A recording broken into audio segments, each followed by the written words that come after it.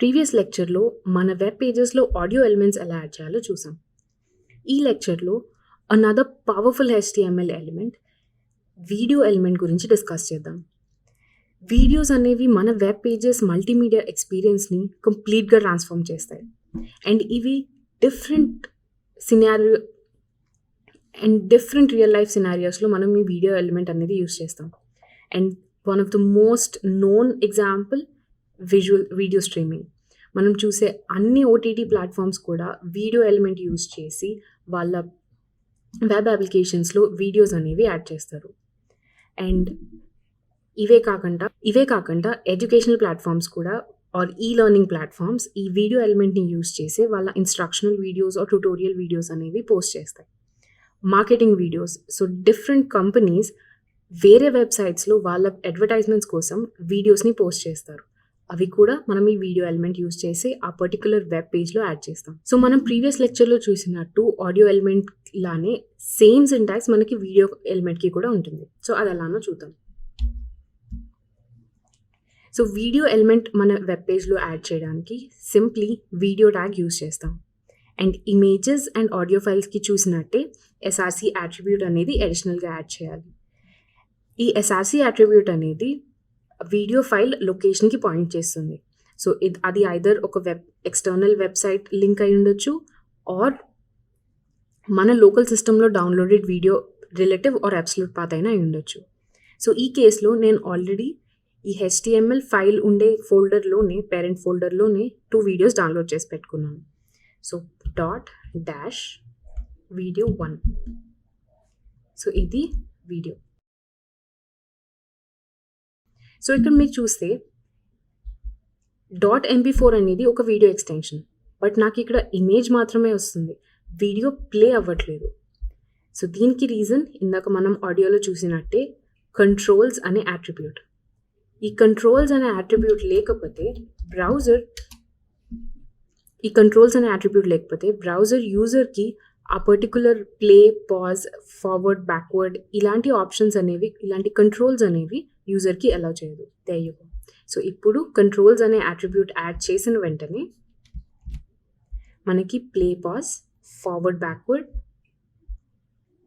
And download option, playback speed, picture in picture అన్ని options మనకి కనిపిస్తున్నాయి.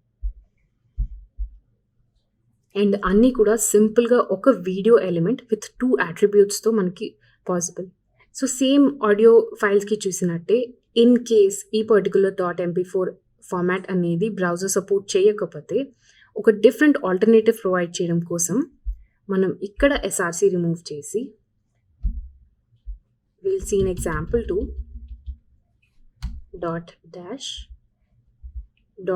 .wmv అనేది కూడా ఒక వీడియో ఫైల్ ఎక్స్టెన్షన్. సో ఈ పర్టికులర్ బ్రౌజర్ .wmv ఫైల్స్ అనేవి సపోర్ట్ చేయట్లేదు. So we'll get a blank screen simply. So ఇలాంటి కేసెస్ అవాయిడ్ చేయడానికి సింప్లీ వీడియో ఎలిమెంట్ లోపల సోర్స్ ఎలిమెంట్ యూస్ చేసి SRC attribute and again SRC attribute .dash. So ఇక్కడ నేను 2 source ఎలిమెంట్స్లో 2 డిఫరెంట్ ఫైల్ టైప్స్ని ఇస్తున్నాను. So in case MP4 support చేయకపోయినా it will go to the next source element and WMVని play చేస్తుంది. అండ్ WMV లేకపోతే ఇట్ విల్ ప్లే MP4.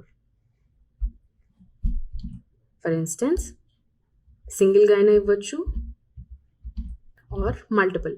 ఇలా వీడియో ఎలిమెంట్ లోపల ఎన్ని సోర్స్ ఎలిమెంట్స్ అయినా మనం ప్రొవైడ్ చేయొచ్చు. సో ఇక్కడ కంట్రోల్స్ అట్రిబ్యూట్ అనేది చాలా ఇంపార్టెంట్. ఈ అట్రిబ్యూట్ ఉంటేనే బ్రౌజర్ వీడియో ప్లేబ్యాక్ కంట్రోల్స్ని యూజర్కి ప్రొవైడ్ చేస్తుంది. Like play, pause, adjust volume, video forward చేయడానికి లేదా బ్యాక్వర్డ్ చేయడానికి, playback, download, picture in picture ఈ ఫీచర్స్ అన్నీ కూడా ఓన్లీ ఈ కంట్రోల్స్తోనే వస్తుంది. లైక్ మనం చూసినట్టు కంట్రోల్స్ లేకపోతే అది జస్ట్ ఒక ఇమేజ్ కింద డిస్ప్లే అవుతుంది. సో ఇది వీడియో ఎలిమెంట్ అంటే. సో HTML వీడియో ఎలిమెంట్ అనేది